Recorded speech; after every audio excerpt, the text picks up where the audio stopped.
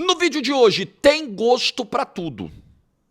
Você pode gostar de um jogo divertido, alegre, em alto nível, dinâmico, intenso, bem jogado, sem catimba. Ou você pode preferir um jogo em que só o relógio corre, o jogo não anda, é catimba o tempo todo, é dedo na cara o tempo todo, é bolinho em cima do árbitro o tempo todo, zero chance clara de gol durante um tempo inteiro de partida. Tem gosto para tudo. E o dia de ontem, com Liga dos Campeões e Libertadores, esfregou essas gritantes diferenças na nossa cara. No vídeo de hoje também falaremos do empate do Santos na Argentina. Não mudou a cotação do dólar na Libertadores. Na Libertadores, quem dera que o Santos tivesse jogado a Libertadores. Na Sul-Americana. Teve coisa boa? Teve. Teve coisa ruim? Nossa, como teve. Like no vídeo, se inscreve, ativa o sininho, rumo a 480 mil inscritos por aqui. Temporada 90, lembrando a você que a plataforma está disponível. Você que quer mudar de vida, você que quer se exercitar, você que quer ganhar mais tempo com os seus, com aquelas pessoas que você ama e que te amam, precisa fazer uma atividade física. Precisa. Não é uma escolha, é uma necessidade. E o Temporada 90, ele te ajuda nisso. Com 21 dias, você começa a ver os primeiros resultados. Começando a se exercitar, se alimentando bem, não esquecendo dos suplementos, dormindo bem, vendo lá as suas medidas diminuindo, isso vai dando um gás, né? Chegando no teu objetivo. Link na descrição e no comentário fixado. Uma plataforma que organiza tua nova vida. Link na descrição e no primeiro comentário do vídeo, menos de R$15 por mês. Dá uma hypada no vídeo aí também, galera. Ajuda muito. Bom, ontem, só para começar o papo aqui, nós tivemos um 5-4 histórico. Eu não vou fazer uma análise profunda do jogo, porque ontem, enquanto a bola rolava, eu estava lá nos estúdios Globo, que a galera sempre chamou, a vida inteira chamou de Projac, no Rio, para produzir materiais de divulgação da Copa do Mundo. Fotos, vídeos, uma opção de coisa, quadros gravados. Gravei um quadro divertidíssimo com a Mariana Spinelli, numa cozinha, você vai se divertir. Então, isso foi o dia inteiro ontem, né? Mas, obviamente, a gente estava ali e estava o elenco de esportes inteiro da Globo. Então, eu fiquei uns 10 minutos ali entre no intervalo de uma gravação para outra, do lado do Richarlison. E ele estava com o celular ali, a gente vendo o jogo, e a gente, todo mundo assim em êxtase, comentando sobre o jogo, sobre o alto nível do jogo, sobre a alternância do placar. O Bayern saiu na frente, o PSG virou, aí o Bayern empatou, o Paris Saint-Germain pula na frente de novo, abre 5-2, o Bayern vai buscar o 5-4, diminui para 5-4. Futebol total, né? Futebol no seu estado mais intenso. No alto nível, aí você vai falar, poxa, mas as defesas também falharam, foram 9 gols. Ok, obviamente que se você for olhar com lupa, você vai encontrar problemas defensivos, erros defensivos, mas erros que também ocorrem e que são muitas vezes forçados pelo altíssimo nível dos ataques. São ataques superando defesas. Quando você está falando de uma semifinal de Liga dos Campeões de duas equipes poderosíssimas, como PSG e Bayern de Munique, eu acho que você fica muito próximo do acerto ao enaltecer o ataque. Ao enaltecer, num jogo de 9 gols, ataques que realmente têm capacidade de gerar um jogo com esse volume de oportunidades e de oportunidades convertidas. Então você tem lance de pênalti, bola bate no braço, aí o árbitro é chamado para checar no VAR. Demorou um pouquinho até a chamada para o padrão europeu, demorou um pouquinho a chamada. Mas o árbitro foi, não tem bolinho, não tem um inferno na vida do árbitro, não tem ninguém proibindo o árbitro quase que proibindo, impedindo a passagem do árbitro pro VAR. Enfim, é o mais alto nível de futebol. E pela segunda temporada seguida, a Liga dos Campeões nos entrega uma semifinal histórica. Ano passado, a semifinal entre Inter de Milão e Barcelona, com vitória da Inter no confronto, foi memorável. Eu estive no San Siro, estive lá, fiz o segundo jogo, o jogo foi para prorrogação, né, o Acerbi fez o gol da Inter no finalzinho que levou para prorrogação, depois disso o Yamal mandou uma bola na trave, quase acabou o confronto, foi para prorrogação, foi mágico, mágico. E o jogo de ontem já superou o do ano passado, já conseguiram uma semifinal, mesmo ainda faltando 90 minutos, já é histórica pelo 5-4, pelo que a gente viu ontem. Então são duas temporadas seguidas com 4 equipes diferentes, Inter, Barcelona, Bayern, PSG, que a Liga dos Campeões nos entrega o mais alto nível do futebol. A final da Copa de 2022, ela foi tratada por muitos como, e acertadamente, tá? Tô fazendo crítica não, tô concordando, como um dos maiores jogos da história do futebol. Aquele Argentina e França, com o título da Argentina nos pênaltis. De lá para cá, esses 2 jogos chegaram nesse nível, a semifinal do ano passado e a semifinal agora desse ano. Aí, a gente tem algo mágico, que bom que não acabou ainda, tem mais 90 minutos da quarta-feira que vem pra gente, né, se deleitar com o futebol desse nível. E tomara que dure mais de 90, né? Vamos falar a verdade, um jogo como esse merece mais, né? Merece que vá até o último instante possível. E aí, horas depois, a gente se depara com o jogo do Mineirão, com Cruzeiro e Boca. Esse jogo eu já fui acompanhando, voltando para São Paulo, vi um pedaço no avião, vi a reta final aqui em casa. E o que a gente viu no Cruzeiro e Boca é de uma diferença tão brutal, tão gritante, que aí vem aquele clichêzão, né? Nossa, é outro esporte. Mas, cara, a sensação que dá é essa mesmo. Assim, se pratica uma coisa lá, se pratica outra coisa aqui. Jorge, vamos fazer algumas ponderações aqui, né? Você está comparando uma semifinal de Liga dos Campeões com um jogo de primeira fase da Libertadores. Justo. Muito importante a gente ponderar isso. Numa semifinal a Champions é a nata, né, do futebol europeu. Mais ou menos. A primeira fase, né, agora mais espichada, 36 equipes. Tem algumas equipes que jogam ali essa fase de Liga da Champions que você sabe que, né, estão longe do alto nível. Mas vamos lá, né? A Champions é a principal competição de clubes do mundo, então, a grosso modo, ela é a nata do futebol de clubes hoje do mundo. Para você chegar numa semifinal, é a nata da nata, né? Crème de la crème. Só chega os brabão mesmo. Beleza? Na primeira fase da Libertadores, né, a situação é totalmente diferente. Agora, nós estávamos falando de um Paris Saint-Germain e Bayern, que são 2 forças do continente. O Bayern é um dos maiores vencedores da Champions, e é um clube poderosíssimo. O Paris Saint-Germain ganhou recentemente a sua primeira Champions, e é um clube muito poderoso economicamente. E aqui, Cruzeiro e Boca são gigantes da América do Sul. Gigantes. Então a gente pode, né? Não era um Cruzeiro e Cusco. Não era esse o cenário do jogo. Não era um Boca Juniors e Always Ready da Bolívia. Não, era um Cruzeiro e Boca. E o que esse Cruzeiro e Boca nos entregou? Em termos de atmosfera, algo maravilhoso. Mineirão lotado, um show da torcida do Cruzeiro, legal. Um estádio de Copa do Mundo, né? Uma arena maravilhosa. Cruzeiro e Boca vão nos entregar esse ambiente, esse clima, essa estética, porque tem o jogo da Bombonera ainda. Bombonera é um estádio mítico, um palco incrível, inigualável, eu acho, do futebol mundial. Eu acho que não há nada que se compare à Bombonera, né? As características da Bombonera são muito próprias, muito particulares e muito marcantes para o futebol. Então, o confronto vai entregar isso. Agora, o que o confronto entregou a partir do momento que o árbitro apitou? Muito pouco. O jogo teve mais de 100 minutos. Contando os acréscimos de cada tempo. Acho que ele deu 2 do primeiro, deu 6 do segundo, aí foi um pouquinho além. 44 minutos de bola rolando. De mais de 100 minutos corridos no cronômetro do Esteban Ostojic, o árbitro do jogo, nós tivemos 44... Nós não tivemos nem 50% de bola rolando ontem. O tempo de bola rolando de jogo em disputa ontem no Mineirão não chegou a 45 minutos, que é um tempo de jogo. E aí o que você via no jogo?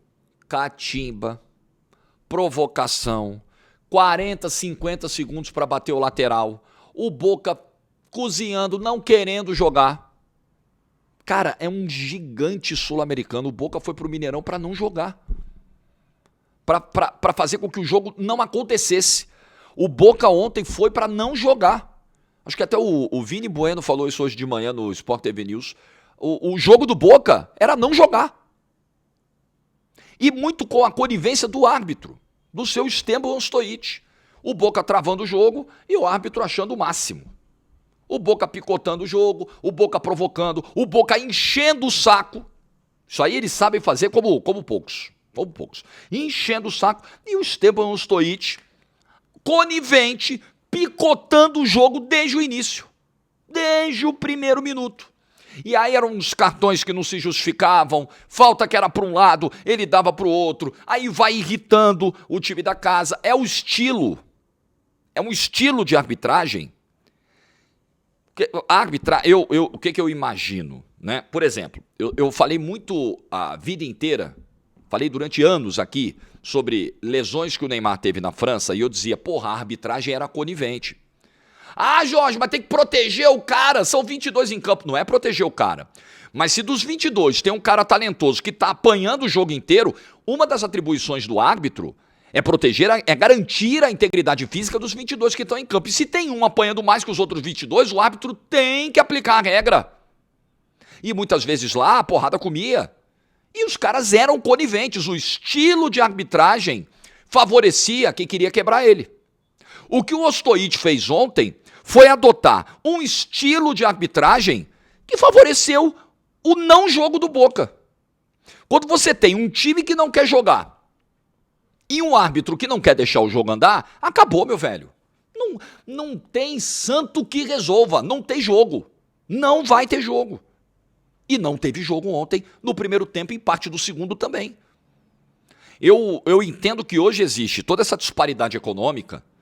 Aqui dentro do continente, os clubes brasileiros estão sobrando. O Boca foi o único time não brasileiro nesta década a disputar uma final de Libertadores, a conseguir chegar numa final de Libertadores. Eu entendo tudo isso. Então, essas equipes elas não vêm fortalecidas hoje para enfrentar um Cruzeiro, um Flamengo, um Palmeiras. Elas não aguentam. Elas não têm qualidade, bola, para chegar aqui e jogar de igual para igual com o Cruzeiro. Eles vão fazer algo que eles sabem fazer muito bem. Isso o brasileiro, quando precisa fazer cera, catimba, ele faz, mas no nível do argentino a gente não faz. Eles são PhDs nisso aí. Eles dão aula nisso aí. Eu lamento, entendendo todo o contexto difícil hoje do futebol argentino, mas ainda assim eu lamento ver uma camisa poderosa como a do Boca num futebol tão medíocre como a gente viu ontem. Um não futebol que o Boca veio praticar ontem no Mineirão foi um não futebol. E aí no final do jogo, o velho roteiro dos caras indo pra cima, perdem o jogo, aí querem ganhar na porrada, aí querem intimidar. E o Cruzeiro foi muito bem ontem no pós-jogo. Protegeu o Matheus Pereira, que estava sendo visado pelos caras, porque eles gostam muito de provocar, não gostam de serem provocados, né? Eles adoram entrar nesse terreno, mas só eles podem ganhar o terreno da provocação. Eles não podem perder. E aí quando eles perdem no campo e na provocação, eles querem ganhar na porrada. Típico de argentino, típico de uruguaio. Me desculpa, cara, pode ter o jogador mais carismático do mundo vestido a camisa dessas seleções. Eu, particularmente, agora estou falando como torcedor. Eu jamais, cara, jamais. O Messi, o fulano, o Beltrão. Eu jamais vou ficar feliz como torcedor com vitória de argentino, com vitória de uruguaio, de seleções, de times. Porque, cara, olha o que eles fazem aqui.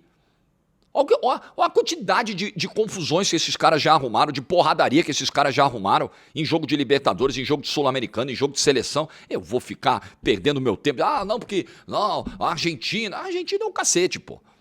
Então ontem no final do jogo o Cruzeiro foi muito bem, muito bem. Protegeu o Matheus Pereira, não entrou na pilha, recuou. Não foi ato de covardia, não, foi ato de inteligência. O que eles queriam era isso. Era tirar alguém importante dos próximos jogos, talvez pegando um gancho longo e ficando fora do jogo da Bombonera. O que eles queriam era isso. O que eles queriam era tirar alguém importante, porque eles já tinham perdido um jogador do primeiro tempo. Aliás, o cara já tinha amarelo, deu uma mãozada. Eu não sei se o Esteban Ostojic lembrou que o camarada já tinha amarelo. Eu duvido que se ele tiver... Posso estar errado. Eu duvido que se ele tivesse lembrado, ele tinha expulsado o jogador, acho que é Barreiro, né? No primeiro tempo, na mãozada. Cara que já tinha amarelo. Aliás, eu tava vendo aqui, foram 9 cartões no jogo, né? Olha isso, cara. Alguns cartões, assim, viagem pura. 44 minutos e 52 segundos de tempo total. Só tivemos isso de jogo. 9 amarelos e 1 vermelho. Porra, o jogo não andou. Mas voltando, não perdendo o fio. Cruzeiro foi inteligente, não entrou na pilha. Os caras vindo pra cima, querendo briga, o Cruzeiro deixou claro que não queria. Todo mundo recuando, todo mundo afastando. E eles... mais irritados. Porra, como assim? Eu quero bater em vocês, vocês não querem trocar? Não, a gente não quer. Fica você aí tentando. Você vai ficar correndo atrás de mim, vai fazer um cardiozinho aí. Porque E o Cruzeiro foi muito inteligente nisso. Não entrou nessa pilha. Até porque tem o jogo na Bombonera. Aí os caras ficam, tem o jogo lá, os caras do Boca, né? Intimidando. Tem o jogo lá, vocês vão fazer o que lá? Provavelmente vocês vão perder na bola também. Tem grande chance de vocês perderem na bola também. Né? Não adianta também ficar nessa de intimidação. Não, porque agora o jogo da Bombonera... Irmão, ninguém é mais macho que ninguém. Ninguém é mais homem que ninguém aí. Vai ter jogo, vai ter bola rolando e beleza, e vamos botar pra jogar. E se o Boca quiser entrar na porradaria durante o jogo, quiser chegar duro, cabe ao Cruzeiro responder na mesma moeda. Com inteligência. Com inteligência. E entendendo também qual vai ser o estilo do árbitro escalado para esse jogo. Agora, o Esteban Stoic ontem fez mais um daqueles papelões. Estamos cansados de ver papelão de arbitragem em Libertadores em jogo de Boca Juniors, né? Estamos cansados de ver. Os caras parecem que tem um medo de apitar jogo do Boca, um medo de coibir cera do Boca. Papelão do árbitro escalado para o jogo ontem. Mas foi lá, perdeu o jogo. 1-0 para o Cruzeiro, é isso aí. Gol do Neiser Villarreal, com mérito do Arthur Jorge, colocando mais atacantes, colocando o time mais para frente, abrindo mão de um volante, vencendo o jogo. E é isso que importa. Agora, é muito gritante a diferença. Muito, muito gritante. Eu vi um texto do Alexandre Aliati hoje no GE. Globo, e ele traz um elemento ali que eu acho que é bem marcante para análise. Pô, você vê um jogo como o PSG e Bayern, você vê alegria em jogar futebol. Ali é um jogo que proporciona. A alegria dos caras em campo, ela proporciona esse mesmo sentimento para quem está assistindo, ela irradia. Você está vendo ali, você está se divertindo e está vendo que os caras estão se divertindo jogando no mais alto nível. Um jogo de Libertadores como esse de ontem, parece que os caras têm raiva da profissão que escolheram. Os caras vão para uma guerra, para um negócio assim, bélico, sabe? Porra, os caras, ao invés de jogar uma bola, acho que se o Boca pudesse, ele sugeriria a Conmebol, ao árbitro do jogo, vamos trocar uma bola por um canhão, sei lá, por um lança-míssil. Nós vamos pra guerra, entendeu? Por uma arma. Porque bola, assim, parece que incomoda os caras não querem jogar. Os caras querem brigar e catimbar. E provocar, e rolar no chão, e demorar pra bater falta, pra bater... Impressionante, cara. É impressionante. É outro mundo. É outro esporte, é outro mundo, é outra experiência. Eu acho que a Libertadores ela pode conservar alguns elementos que são muito importantes, que são da natureza dela e da nossa natureza aqui, como latinos, como a festa, como o ímpeto, como o ambiente, beleza. E até mesmo a disposição em campo, e até mesmo o nível de provocação. Eu não estou pregando, gente, o fim, não pode provocar ninguém. Tem que ser 11 monges beneditinos dentro do campo. Não é isso, não é isso. Você não pode só se resumir a isso. Você tem que jogar futebol, você tem que ter um mínimo de qualidade. Você tem que ter um mínimo, já que a qualidade também não é algo, né, que dependa de você, o teu clube é que precisa ter condição de montar um elenco de qualidade, mas que você se proponha a jogar futebol de alguma forma. Dentro dos teus limites, claro. O que o Boca fez ontem foi abrir mão de jogar futebol. O Boca só queria o seguinte, o Boca só aparecia quando você vai num compromisso que você não tá afim, você fala, não vejo a hora de acabar. E você fica o tempo todo olhando pro relógio, porra, ainda falta meia hora. Ai, meu Deus, eu não tô aguentando a voz desse pessoal. Porra, ainda tem mais 20 minutos, que saco. O Boca era isso ontem, uma Libertadores da América. Pô, isso não é uma experiência legal pra quem tá vendo. Você pagar pra ver 90 minutos e ver 44 de bola rolando e o resto é só provocação, catimba, dedo na cara, briga, falta invertida, jogo picotado. Pô, você tá oferecendo algo ruim, de baixa qualidade por um preço alto. Não é barato o preço hoje pra você acompanhar um jogo aqui, um jogo de futebol no estádio. Então você está pagando por um espetáculo de qualidade ruim. E os protagonistas desse espetáculo são os responsáveis por piorar a qualidade dele. Aí fica realmente muito difícil. Fica muito difícil. Então, quando esses dois jogos ocorrem num intervalo tão curto de horas, esse contraste fica muito gritante, fica muito evidente. E foi isso que aconteceu ontem. Bom, vamos falar aqui do jogo do Santos na Sul-Americana contra o São Lourenço. Como é que eu vi esse jogo? Esse jogo eu cheguei 1 hora mais cedo no aeroporto ontem para poder pegar o computador aqui, botar na praça de alimentação, fazer um lanche e assistir o jogo com calma. Senão não ia conseguir. Né? No meio do caminho, indo para o aeroporto, de Uber, tela pequenininha, eu não sou muito fã. Então parei, pluguei o streamingzinho lá, assisti o jogo, consegui ver com calma os 90 minutos. Então, o que foi o jogo do Santos ontem? O Santos teve um primeiro tempo não muito bom, diria até com algum nível de instabilidade, com alguns erros. Alguns jogadores se destacaram negativamente. O Arão fez uma partida muito ruim, muito ruim. Não à toa saiu no intervalo. Péssimo em campo. Eu tiraria também o Mike no intervalo. Primeiro lance do jogo é uma confusão que o Brazão tem que salvar, com o Arão envolvido. Aí depois o Brazão aceita o chute de fora da área do camarada, né? Fase do Brazão é uma fase realmente muito ruim. Tem a questão pessoal, a gente entende tudo isso.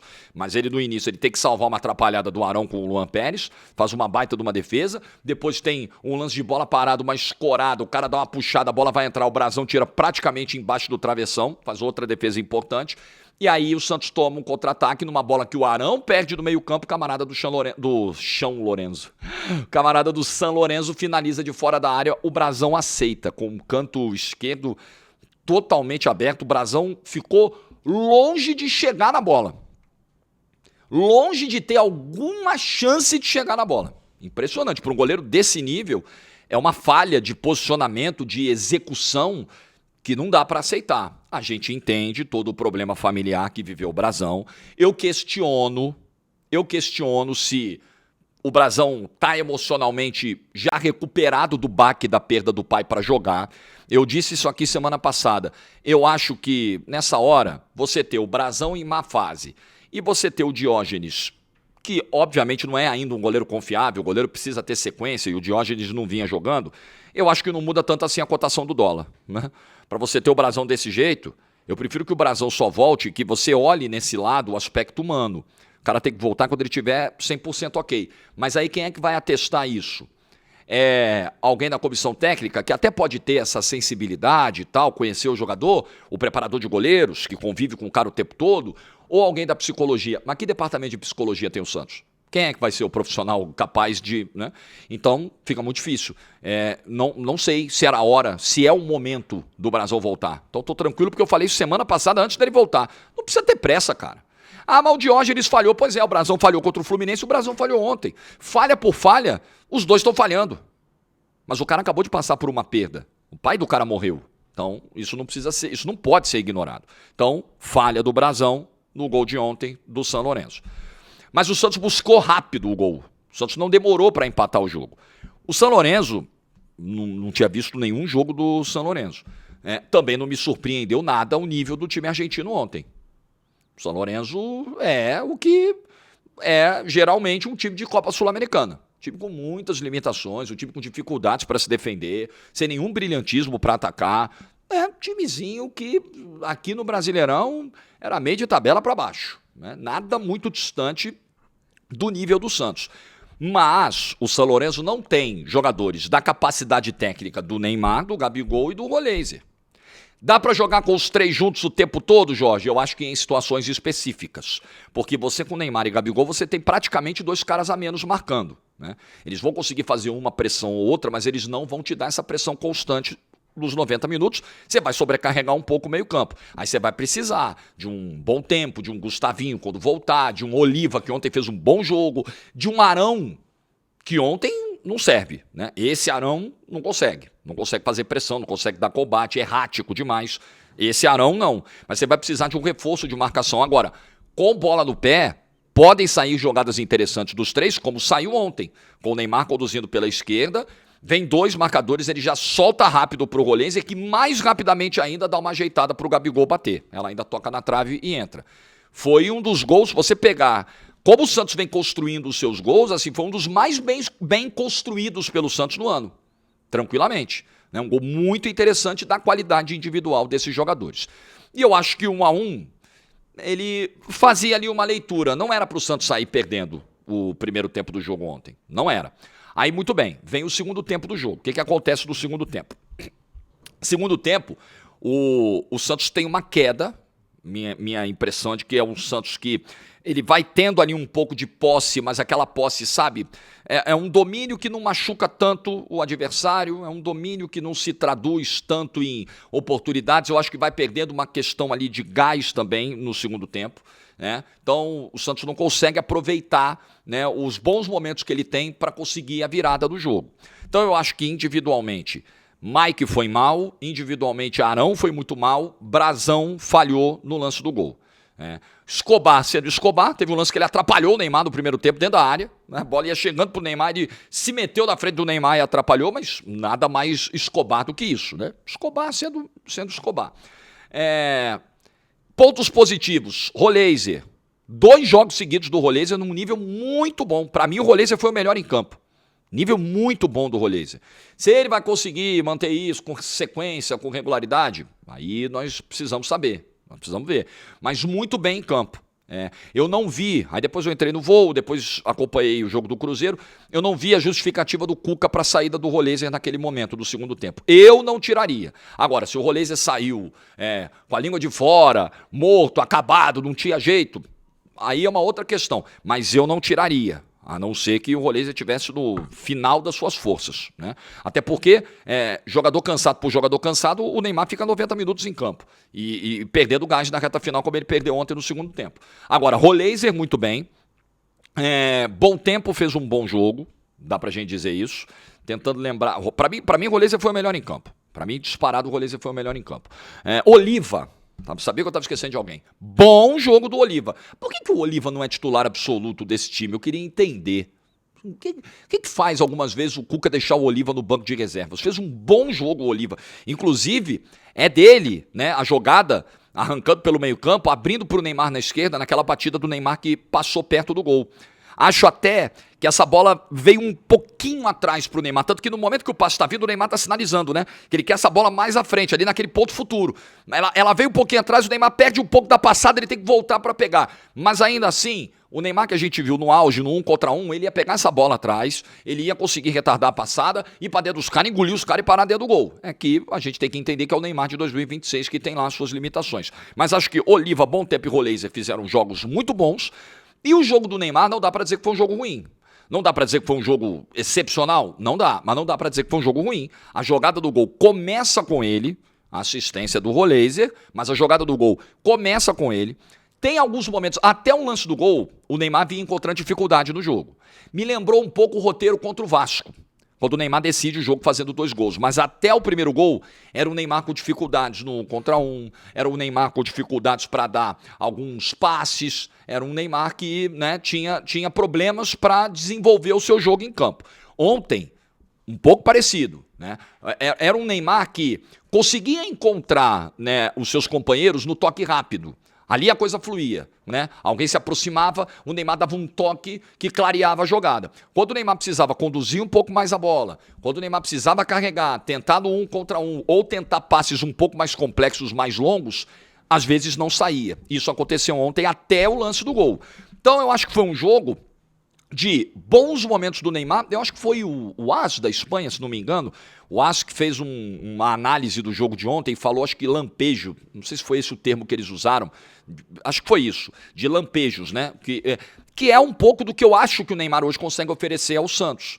O Neymar ele consegue oferecer, pela qualidade que ele tem, um lance de gol, um lance de perigo, né, uma jogada, um passe muito bem encaixado. Ele não consegue fazer isso durante 90 minutos, porque tem todas as dificuldades que a gente sabe que ele enfrenta hoje. Mas é um diferencial técnico. Neymar e Gabigol, o que o canal aqui fala toda semana em jogos do Santos? O Neymar vai resolver um jogo aqui, o Gabigol vai resolver outro jogo ali, eles não vão conseguir fazer isso com regularidade, não só de um jogo para o outro, mas até dentro dos próprios jogos, porque não estão em seus melhores níveis. Eu acho que o jogo ontem foi a síntese disso. O jogo de ontem simboliza essa visão que a gente tem sobre Neymar e Gabigol, especialmente sobre o Neymar que a gente está analisando aqui, que não fez um mau jogo. Não dá para dizer o Neymar jogou mal. Não dá.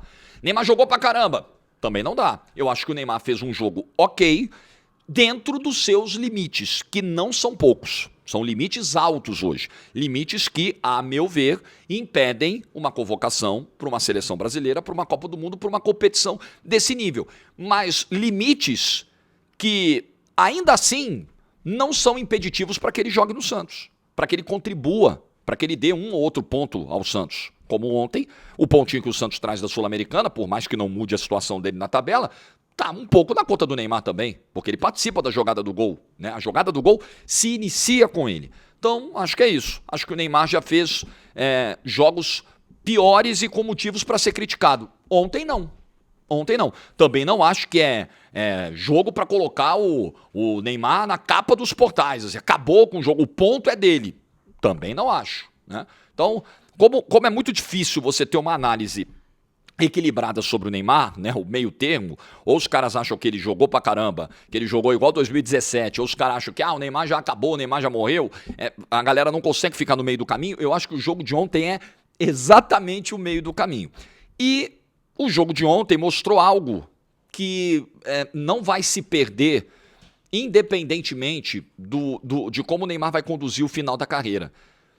O cara foi exaltado ontem no estádio, o cara foi acolhido pelo torcedor do São Lourenço, muita gente foi lá para ver o Neymar, tem a imagem do menino ali na boca do túnel do vestiário, aos prantos, emocionadíssimo, como a gente já viu, né? Crianças aqui muito emocionadas quando vem o Neymar, porque a imagem que se tem do Neymar é a imagem da magia, do talento, do que a gente viu esse cara fazer no seu auge. Isso não vai se perder. Agora, eu entendo que isso contamina um pouco, polui um pouco a análise, porque como a gente tem, né, essa imagem do ápice que ele atingiu, que nenhum outro jogador brasileiro atingiu, dos que nasceram para o futebol nesse século, ninguém chegou perto de atingir o nível que ele atingiu. Muitas vezes as pessoas ainda estão presas àquela imagem e infelizmente ele hoje não vai conseguir entregar naquele nível que entregou. E acho que não vai conseguir entregar no nível que uma Copa do Mundo pede. Agora, entregar de acordo com as necessidades do Santos, com a realidade do futebol brasileiro e sul-americano, ele ainda pode entregar pontualmente, como eu acho que ele entregou ontem dentro do que dava para fazer. É o que eu penso. O que você pensa? Deixa a sua opinião nos comentários. Boa quarta. Esqueci de avisar. Hoje estarei em Estudiantes e Flamengo, 9h30 da noite, Libertadores, na GETV, pelo Globoplay. Você sabe, a gente já explicou, né? Primeira fase da Libertadores, só na primeira fase, acaba agora em maio. A partir das oitavas de final, volta normal, jogo com imagens no YouTube também. Mas só nessa primeira fase. E na primeira fase, a partir de 27, também vai ser normalzinho, com imagem no YouTube. É só agora, só nessas 6 rodadas. A gente está tendo que fazer os jogos para respeitar a divisão de praças. A gente está tendo que fazer os jogos com imagem da Libertadores no Globoplay, porque o Globoplay consegue fazer essa divisão por estados e o YouTube não. Então no Globoplay você vai receber, você que está em São Paulo e no Paraná, vai receber o jogo do Palmeiras. E o restante do Brasil, os outros estados do Brasil, é praticamente o Brasil inteiro, vai ver Estudiantes e Flamengo. Eu vou estar nessa hoje, 9h30 da noite, Globoplay. Like no vídeo se você ficou até o final. Juízo, tchau!